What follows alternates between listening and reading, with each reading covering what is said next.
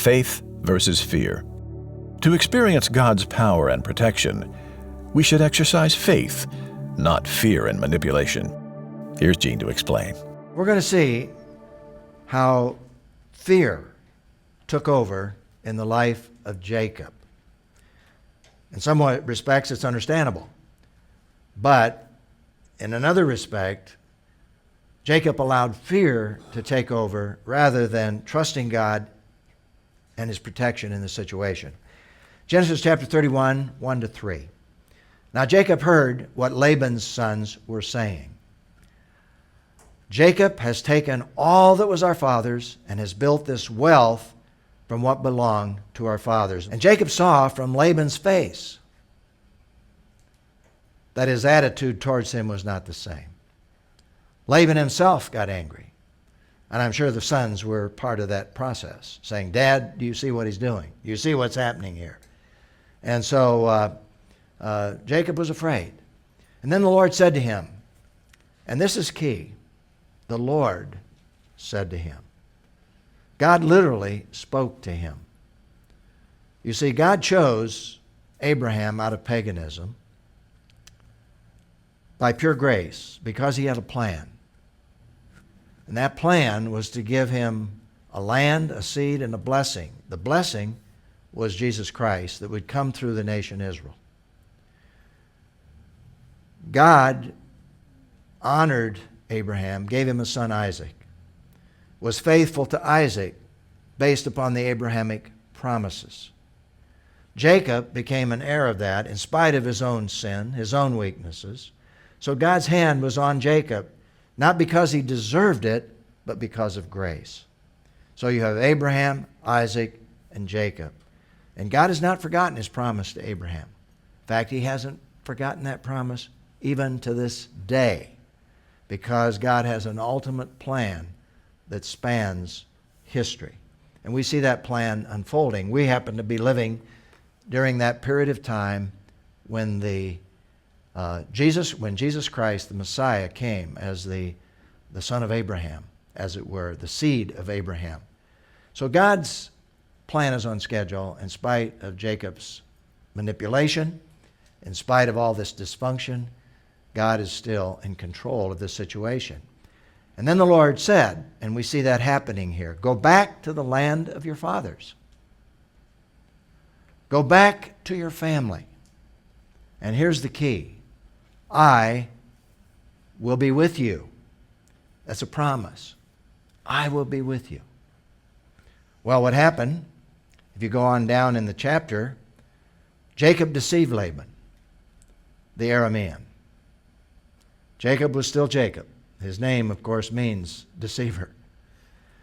Jacob deceived Laban, the Aramean, not telling him that he was fleeing. He fled with all his possessions. He crossed the Euphrates, and he headed for the hill country of Gilead. In other words, what happened was, rather than going to his uncle Laban, telling him that God had revealed himself to him, fear grabbed a hold of Jacob, and so he's back manipulating, controlling, and deceiving once again as he leaves the situation. Well, when Laban overtook Jacob in Genesis chapter 31, verse 25, because it didn't take long for Laban to find out that all these cattle, all these sheep, all these goats, and Abraham and Jacob's whole family and clan had left the scene. So when Laban overtook Jacob, he followed him. Jacob had pitched his tent in the hill country, and Laban and his brothers also pitched their tents in the hill country of Gilead. And then Laban said to Jacob, "What have you done?" And this next statement is rather ironic. "You have deceived me." What's that, Laban? You have deceived me? Well, all of this began with deception. Deception on the part of Jacob's part, obviously, which goes back to his brother Esau. But also this mess that has been created relates to Laban's deception in deceiving Jacob. And now he has the gall or the blindness or the arrogance to say to Jacob, "You've deceived me. Isn't that amazing? Well, not so amazing. We see that played out even in our own society and people's lives. You have deceived me, and you've taken my daughters away like prisoners of war. Why did you secretly flee from me, deceive me, and not tell me?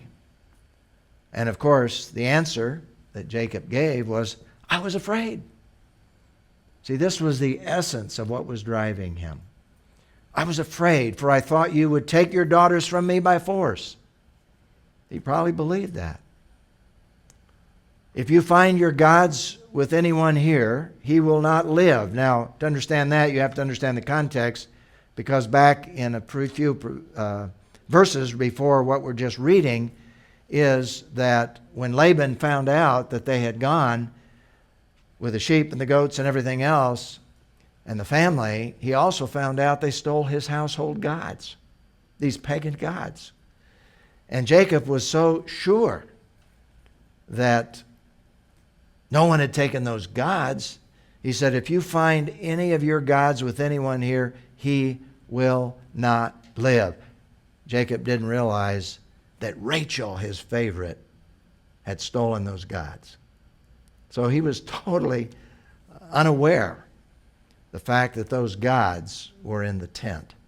And that is an interesting story in itself. If you find your gods with anyone here, he will not live. He'll die. He's condemning his own wife to death, obviously, with that statement out of his ignorance. Before our relatives, point out anything that is yours and take it. And Jacob did not know that Rachel had stolen the idols. So what we have here is an interesting story of fear driving this man. You wonder what would have happened if Jacob had trusted God. When God said, I want you to leave, I want you to go. What if he had trusted God? What if he had communicated directly, as I said earlier, with Laban? What God had said. You really wonder what would have happened if he had trusted God in this situation rather than allowing fear to drive him to once again manipulate. Is it possible that rather than planning this escape surreptitiously, what would have happened? Well, God could have protected Jacob. I mean, this is God. If God told him to leave, if God said, I will be with you, he could have protected him. Just like he protected Abraham when he went down into Egypt. And I think sometimes what happens is if fear takes over, we can miss the opportunities to actually allow God to intervene, allow God to demonstrate to others who he really is. I have here principle 16, which actually comes from the life of Abraham. This is principle 16 in Genesis. It takes us back to when Abraham obeyed God, went down into the land. He got down into the land. There was a famine. Rather than consulting God, he goes down into Egypt. He gets all kinds of trouble with the Pharaoh. Well, God protected him anyway and delivered him. But you see, the principle that comes out of the story of Abraham is that when we face difficult circumstances, we should always seek God's wisdom so that we'll continue to walk in his will. Abraham didn't seek God's wisdom. Jacob did not seek God's wisdom. And every time we fail to seek God's wisdom, it's going to get us into serious trouble. So that's a great principle that comes out of this passage. Couldn't help but think about Paul sitting in prison.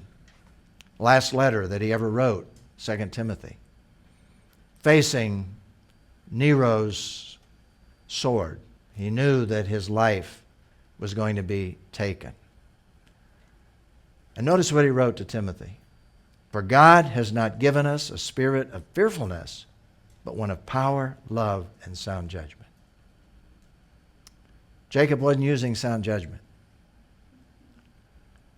God had promised him that he would be with him. He takes matters into his own hands. he creates a bigger problem. And many times that's exactly what happens in our own lives. Going back to this verse, a great verse of Scripture from a man who's sitting in prison knowing that he's going to face death. And he says, God has not given us a spirit of fearfulness, but one of power, love, and sound judgment. You know, one of the things that has amazed me when I read the stories of people, Christians, who are facing martyrdom even, the strength, the inner peace, the courage that God gives these people in those situations. It always boggles my mind. And I could only say in my own heart that hopefully if I were in that situation, I would have the same ability to trust God rather than allowing fear and anxiety to take control of my life. Leads us to a question, reflection, and response.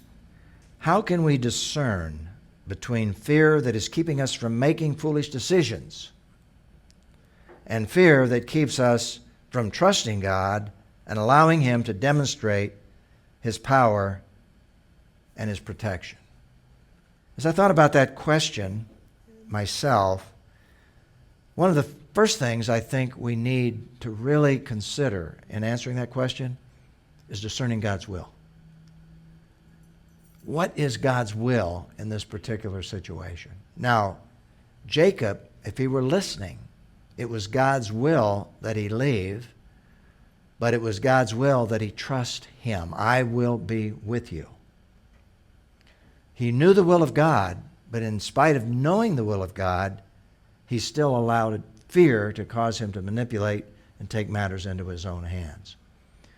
And so I think one of the things that we need to consider about this decision between what we need to do ourselves and how we need to trust God is, what does God say? What is His word to us specifically? Because there's encouragement from the Scriptures. For example, that we know from the Scriptures that if we really live for Jesus Christ, we're going to face some kind of persecution at some point in our life. But we also know from the Scriptures that God said, Jesus said, I will be with you always. I'll never leave you. I'll never forsake you. And so consequently, looking at what God says is one of the very first things that we ought to do. We need to pray for discernment ourselves. Thank God for James' statement. If anyone lacks wisdom, let him ask of God. In this situation back here that we've just been talking about, Jacob, as far as we know, didn't seek God's will in this matter. He just simply said, okay, I'm going to leave. God said I should leave. I'm going to take matters into my own hands. I'm going to control this situation. I'm going to protect myself. I'm not going to trust God in the situation. So basically, we need to pray for discernment, asking God for wisdom, seeking godly counsel from other people. Now, in Jacob's situation, he didn't have anybody to consult with. He certainly couldn't consult with Rachel. She wasn't spiritually mature enough to give him any kind of wisdom. She was still an idolater. Sometimes we don't acknowledge that. Why did she take those household gods with her? She was still in idolatry. Leah probably was in the same state. Jacob really didn't have anyone to consult that could give him wisdom. We're fortunate that we have around us people that can help us to make godly decisions. We need to consult and get godly counsel.